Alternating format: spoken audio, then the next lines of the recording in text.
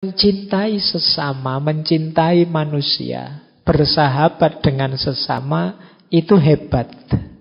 Karena sebenarnya sulit. Kenapa? Orang itu serba tidak sempurna, serba kekurangan. Kan banyak orang itu, Pak, saya nyari sahabat orang baik-baik. Sulit loh kita nyari orang baik-baik itu. Selalu orang itu ada kurangnya, ada jeleknya. Tidak mungkin kita ketemu orang yang sempurna. Loh, kita bisa mencintai yang tidak sempurna, itu hebat. Mencintai Tuhan, mencintai Allah itu lebih mudah jalannya. Kenapa? Allah maha kuasa, maha indah, maha sempurna, mudah. Tapi mencintai manusia dengan banyak kekurangannya itu sulit. Ya boleh dicek lah, kalau teman-teman memperhatikan sahabat kita masing-masing, itu kan selalu saja ada jeleknya. Tapi kita bertahan tetap mencintai dia, itu luar biasa. Nah, berarti persahabatan itu memang sesuatu yang utama. Dan cinta kita pada sahabat inilah nanti yang jadi sumber kebijaksanaan. Yang bisa bijaksana itu orang yang ada di tataran cinta. Makanya filsafat itu filosofia. Cinta pada kebijaksanaan. Karena inilah level yang hanya bisa dicapai oleh para pecinta. Hanya yang mencintai, yang mau peduli. Sebenarnya kenyataannya begini sih, tapi tidak usah aku sampaikan dululah, nunggu hatinya tenang. Loh, bisa begini nih orang-orang yang mencintai.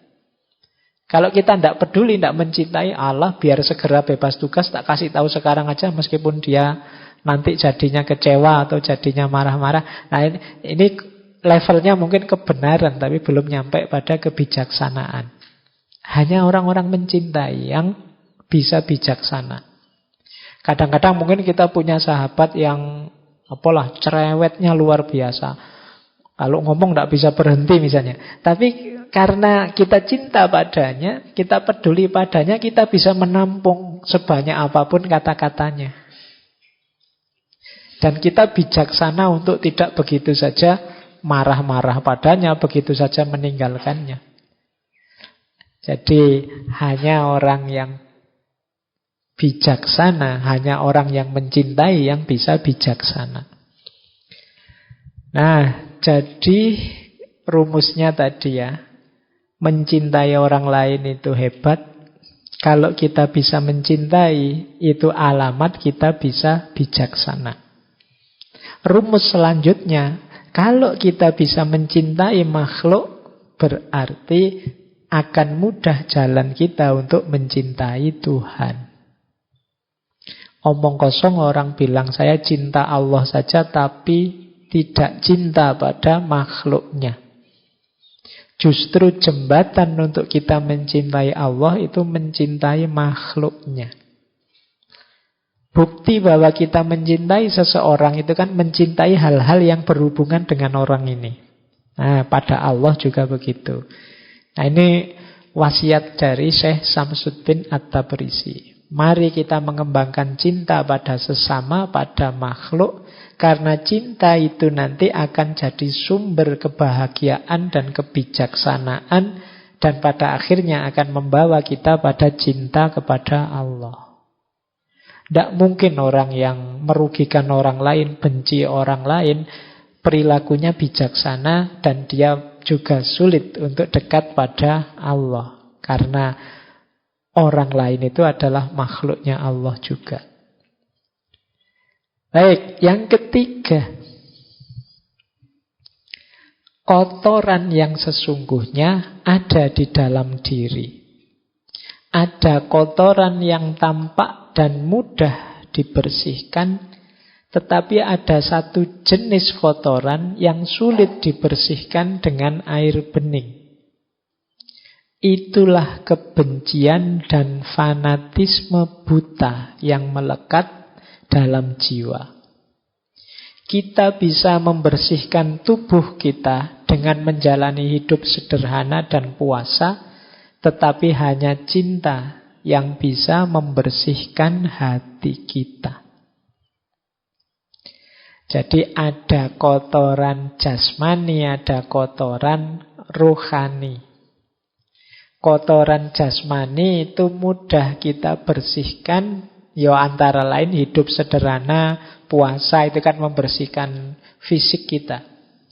Tapi kalau kotoran rohani, ini jalan untuk membersihkannya hanya cinta.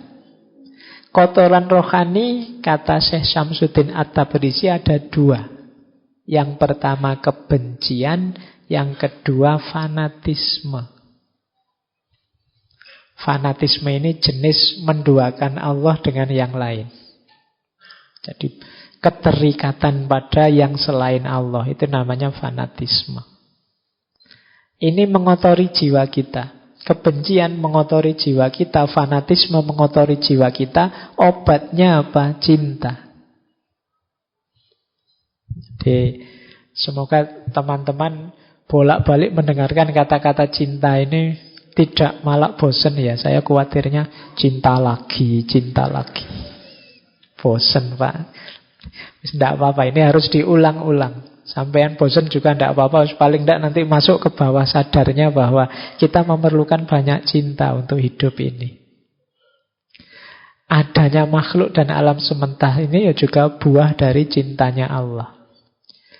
Maka yuk, kalau masih ada kebencian, masih ada fanatisme, kita suka dengan sesuatu tidak masalah, kita memerlukan sesuatu tidak masalah, tapi semoga tidak jatuhnya fanatisme. Kita tidak cocok dengan sesuatu tidak masalah, kita tidak setuju dengan sesuatu juga tidak masalah, manusiawi. Tapi semoga tidak sampai titik kebencian. Kalau sudah benci dan fanatik, itu jiwa kita kotor. Kalau dia kotor, sulit melihat kebenaran. Kalau kita sudah benci pada sesuatu atau seseorang, itu kan kebaikan atau kebenaran dari yang kita benci ini kan sudah tidak kelihatan lagi. Maka yuk, obatnya hanya cinta. Mari kita banyak mencintai. Lanjut.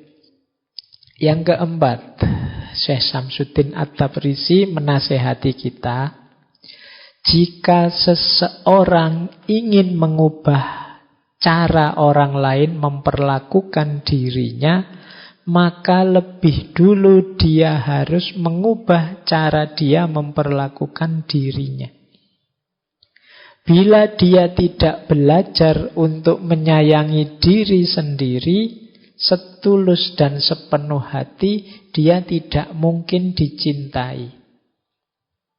Bila dia telah mencapai tahap ini, berterima kasihlah atas segala duri yang telah ditancapkan orang lain pada dirinya.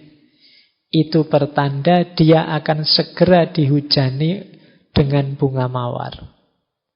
Bagaimana mungkin seseorang bisa menyalahkan orang lain hanya karena mereka tidak menghormatinya, sedangkan dia sendiri tidak patut dihormati. Nah, ini mirip dengan kemarin-kemarin bahwa bersahabat dan mencintai sesama itu dasar awalnya adalah mencintai diri sendiri. Self-love. Orang yang tidak mencintai dirinya, tidak menghargai dirinya, tidak menghormati dirinya, jangan berharap dihormati, dihargai orang lain. Kalau kita sudah kejam sama diri kita sendiri, orang lain akan melihat, oh berarti aku harus memperlakukan dirinya seperti itu. Kalau kita sukanya ngerokok, kan nanti orang akan menyuguhi kita rokok. Kalau kita sukanya kopi, orang akan menyuguh kita kopi. Jadi orang bersikap sebagaimana kita menyikapi diri kita sendiri. Maka kalau kita ingin, mbok orang itu jangan begitu. Kalau pas ada saya kok terus disuguhi kopi sama rokok, sekali-sekali disuguhi susu apa-apa. Nah, orang bisa nyuguhi kita susu ketika mereka tahu, oh, orang ini kebiasaannya tiap hari minum susu. Berarti apa? Yo, ayo ubah kebiasaanmu. Kalau ada orang tidak menghormatimu, coba kamu introspeksi, jangan-jangan memang selama ini aku tidak menghormati diriku. Sehingga orang terus menganggap, oh berarti seperti itu cara memperlakukan diri kita. Nah, berteman, bersahabat juga begitu. Wah, ini sahabatku ini loh, nek ngomong kok nyelekit banget ya di depanku. Kemungkinan mungkin perilaku kita memang mengundang dia untuk nyelekit. Jadi ini kok mudah sekali ya maki-maki aku. Atau memang kelakuan kita memang makiable. Apa makiable itu? Ya, memang kita layak dipisui. Jadi karena kelakuan kita layak dipisui, ya akhirnya kita dipisui. Kalau ingin tidak dimaki-maki sama orang lain, ayo kita melakukan sesuatu yang tidak layak, tidak pantas. Kalau orang kayak gini dimaki-maki. Karena sebelumnya kelakuan kita memang gambarannya seperti itu. Jadi rumus persahabatannya ya dimulai dari cara kita memperlakukan diri kita. Nah, Pak, tapi saya sudah baik loh Pak memperlakukan diri kita dengan bagus. Kok ada orang yang memperlakukan diri kita dengan buruk tetap begitu? Tenang saja, bersyukurlah, disitulah latihannya. Dia menancapkan duri, tapi di balik duri yang menancap itu pasti mawarnya ikut. Jadi di situ kita akan dapat banyak pelajaran. Disitulah dimulainya peningkatan kualitas diri kita. Alhamdulillah ada teman yang gampang maki-maki, mudah misuh-misuh. Sekarang mentalku kuat, tangguh, tidak mudah baper misalnya. Kualitas diri kita meningkat, meskipun sebelumnya mungkin sakit hati kita. Tapi sekarang tambah tangguh. Jadi di balik duri yang menancap, mawarnya ikut. Jadi rumus pertama berarti kita menghargai diri kita, memperlakukan diri kita secara baik, mencintai diri kita. Insya Allah orang lain melakukan hal yang setara pada kita. Kalau tidak, disitulah saatnya kita akan naik kelas. Kualitas diri kita meningkat dari ujian yang diberikan oleh sahabat kita tadi. Dari duri yang menancap, bunganya ikut mekar. Yang kelima, kita semua diciptakan menurut citranya. Dan pada saat yang sama, masing-masing kita diciptakan berbeda dan unik. Tidak ada orang yang sama. Tidak ada dua hati yang sama. Jika Tuhan ingin semua orang sama, maka Dia sudah akan menciptakannya demikian. Oleh karena itu, tidak menghargai perbedaan dan memaksakan pandanganmu terhadap orang lain sama saja dengan tidak menghargai keputusan Tuhan. Jadi ini hubungannya dengan kebencian tadi. Kalau kita tidak mampu mengedepankan cinta, mampunya benci membenci, kalau dipikir mendalam, hakikatnya kita sedang tidak meridhoi ketetapannya Allah. Kita tidak rela dengan keputusannya Tuhan. Jadi, wong kita itu hakikatnya semua ciptaan Tuhan. Lah kok beda-beda? Berarti Tuhan menginginkannya demikian. Kuasanya Allah, tidak ada orang itu yang sama persis apa-apanya. Bahkan yang kembar sekalipun ada bedanya. Nah, itu kuasanya Allah. Nah, sementara orang yang membenci itu ingin agar yang dibenci itu mbok jangan begitu. Mbok seperti aku saja. Ingin semua orang sama. Dia tidak sadar bahwa keputusannya Allah begitu memang. Ada beda-beda. Maka dalam persahabatan itu bukan membangun persamaan, tapi membangun kebersamaan. Beda-beda tidak apa-apa. Dengan beda-beda itu kita saling mendukung, saling menguatkan. Jadi ini rumus persahabatan selanjutnya. Baik, kita lanjutkan. Yang keenam, dunia ini bagai gunung salju yang suaranya memantulkan gema. Apapun yang engkau ucapkan, baik atau buruk, akan kembali kepadamu. Oleh karena itu, bila ada seseorang berpikiran buruk tentangmu, maka jika engkau mengatakan suatu keburukan tentang orang tersebut, itu hanya akan memperbesar masalah dan engkau akan terperangkap dalam lingkaran energi keburukan. Dengan demikian adalah sangat baik. Ini kalau ini ijazah dari Syekh Samsuddin At-Tabrisi. Bila kalau ada orang berbuat buruk pada kita selama 40 hari 40 malam, engkau mengatakan dan memikirkan hal-hal yang baik tentang orang itu. Di akhir 40 hari itu semuanya akan berbeda. Karena suasana jiwamu pun akan menjadi berbeda. Jadi ini sebenarnya nasihatnya begini loh. Kebaikan atau keburukan yang kita lakukan akan kembali ke kita. Kalau ada orang melakukan keburukan pada kita, jangan dibalas dengan keburukan yang sama. Karena kita akan terjebak dalam lingkaran keburukan. Balaslah tetap dengan kebaikan. Bahkan itu yang saya sebut ijazah tadi ya. Kalau ada orang kok sering ngomong jelek tentang kita, ayo dibales. Kata Syekh Samsuddin, 40 hari 40 malam, ayo kita ngomong yang buruk, yang baik-baik tentang dia. Yang buruk-buruk lah podo wae. Kita ngomong yang baik-baik tentang dia, pikirkan yang baik-baik tentang dia. Setelah 40 hari akan ada keajaiban.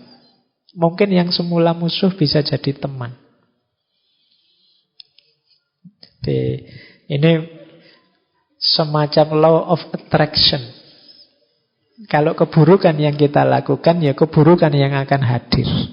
Tapi kalau kebaikan yang kita ucapkan dan kita katakan, kita pikirkan, maka kebaikan juga yang akan hadir. Loh, kalau selama 40 hari kita ngomong yang baik-baik dan mikir yang baik-baik tentang seseorang, paling tidak kan kita sendiri yang terus jadi cinta padanya, tidak jadi benci. Energi kebencian tadi jadi berubah. Orang Jawa kan bilangnya tresno kuwi jalaran saka kulino. Kalau kita biasakan yang baik-baik, kita akan yang kita benci tadi lama-lama jadi kita suka. Apalagi sampai 40 hari. Pasti terus relasi kebencian akan berubah jadi relasi cinta.